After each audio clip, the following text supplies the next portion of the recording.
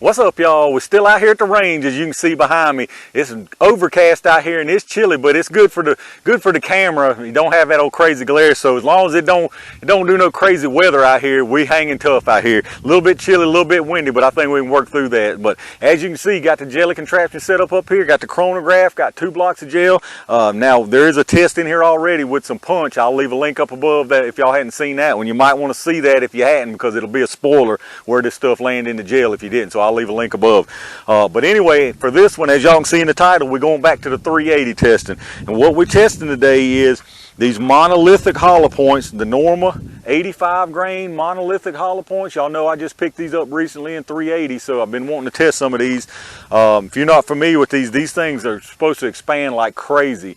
They're a plated jacket, a plated round, solid copper though, so should expand pretty well. So hopefully these perform good. But like I say, these are 85 grain, and what we're testing against them today is some Barnes Tac-X PD defensive ammo. Now these are 80 grain, so 5 grains lighter, but this is about as close as I could get. You see here the Barnes Tac-X. I wanted to do kind of a higher end ammo since these Normas are kind of a high end type of defensive ammo. But these are supposed to expand really well according to the picture on the box. These are a chrome plated casing, and they also plated the projectile is too. Got a really deep hollow point. It's supposed to open up real nice. These are also a solid copper round, so both these solid copper rounds expanding rounds, so should be a good test here. I'm really interested to see what goes on. The tool of choice, of course, is the Smith & Wesson M&P Performance Center 380 EZ 3.5-inch barrel on this. So not the shortest, not the longest, but right in between, and I really like this thing, so this is what we're using today. So this should be an interesting test. I'm really interested to see how these Normas open up, and these Barnes, to be honest. Both of these are high-end kind of rounds, if you want to call them. So let me get all this stuff out of the way and get y'all set up, and we'll get started. All right, y'all, let's see if we can get some speeds on these rounds. We're going to start out with the Norma Monolithic Hollow Point 85 grainer. The box is calling for 1,280 feet per second, so that's pretty fast moving little 380 round, so hopefully we'll get close to that anyway. I'm going to do a 2-round average unless I get some error or some crazy extreme spread, because I ain't wasting these good bullets, I can tell you that for sure. So let's get us a 2-round average on the Norma Monolithic Hollow Point. Here we go.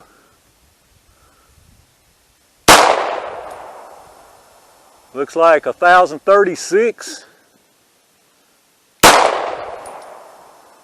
and 1,008, so right much slower than what they was claiming, but let's go see what the 2-round average was. All right, so that gives us a 2-round average on the Norma Monolithic Hollow Points of 1,022 feet per second. So let me get us reset and let's check out what them Barnes are moving.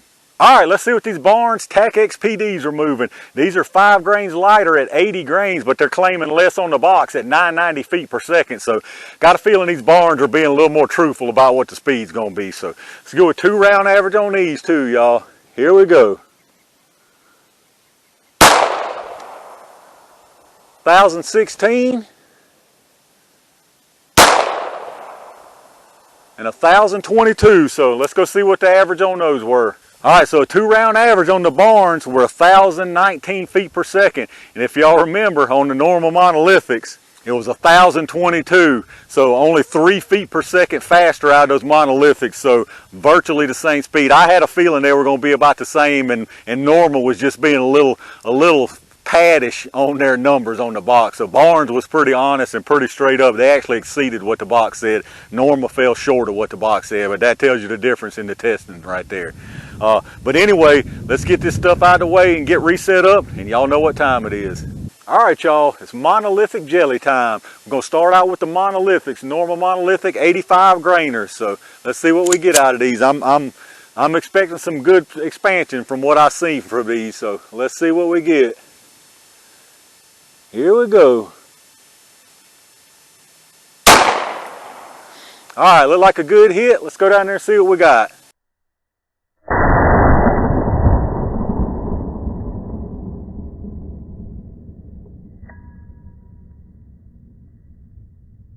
All right, y'all, not really what I wanted to see out of those. As you can probably see already in y'all's view, it tumbled and ended up backwards. I've actually seen some tests from some other people on these monolithics where they tumbled pretty much also a lot of the time. So, I mean, it still don't look bad, but we'll talk about that here after we get finished. So, for now, let's try these Barnes, the Tac-X PDs, see if those do any different. Here we go, y'all. All right, looks like it went right up under that one. Let's go down there and see what that one did.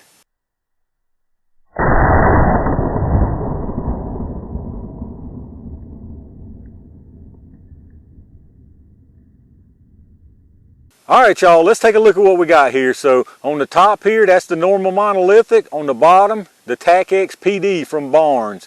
As you can see, both of them really nice wound channels coming in here. Not a whole lot of penetration. We'll measure it here in a bit. Now this big flowered area behind that top track, that's from a different test, so that's not part of this wound channel. I'll give y'all some different views, but I think you can see what I'm saying. It's got like the cyclone. Both of them have very, very, very similar wound patterns. The little cyclone where the petals kind of rip through there, and stopped about the same. The Monolithic went a little bit further, but as you can see, it turned around backwards pretty early on, as you can tell, and it didn't expand near as early as this Tac-X from what I can see. So it looks like maybe ½ inch to an inch more penetration, but it didn't open up as much for sure. So I expect this Barnes opened up sooner is what didn't make it carry quite as far. The Monolithic, like I said, it tumbled completely backwards. Now the Barnes is sitting a little crooked, but not completely backwards. So let's see what the exact penetration is on these. All right, so as far as penetration, the Monolithic is right at 10 inches. Just about exactly 10 inches is where the back end of that round is sitting at. The Barnes Tac-X PD down here stopped at about 9.5 and rebounded back to 9. So it's sitting about an inch shorter as far as the furthest point from this Monolithic. So like I say, stopped at 9.5, rebounded back to about 9, and this one stopped at 10. No rebound at all on it. So pretty much really similar distance. Both of them kind of short, but it is a 380 and it's an expanding round. That being said, again, very nice wound channel. So let me give y'all a couple overhead views and then we'll pull out these projectiles. All right, instead of an overhead, I figure I'll give you a closer up on the side. As you can see, there's the Barnes. Opened up really, really nice. Textbook expansion on that thing. The Monolithic, not so much. It tumbled around backwards, so it didn't expand fully. But as far as wound channels, as I was saying, that behind that's different, but you can see the wound channels on these are pretty much identical. The same type of pattern, basically the same sizes, the same distance on the wound channels and everything. I think the difference in penetration, that inch, was just because that Monolithic didn't open up as much. But let me pull these projectiles out and see what they look like. All right, y'all, let's take a look at these projectiles. Here's what we got. We got the Barnes Tac-X here, the Norma Monolithic here. Now, as you can see, it's no question which one expanded better. The Barnes Tac-X most definitely expanded better. Like I say, as we saw when it's sitting in the gel, the Barnes wasn't completely turned around backwards.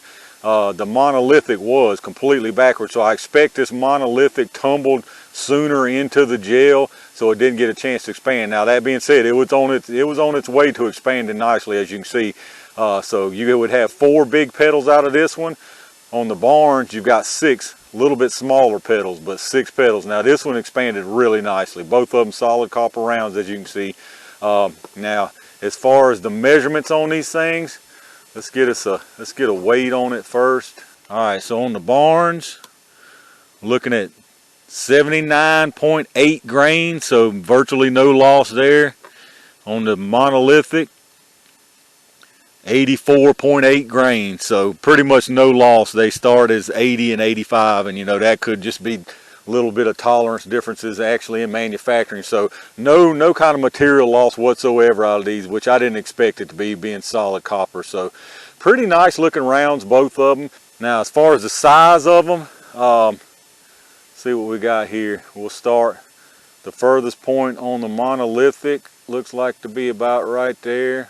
Looks like about 56 or 57.8 what we got there. The other way, you're looking at 58 on that one, and again 58, so about 50.58 on the Monolithic.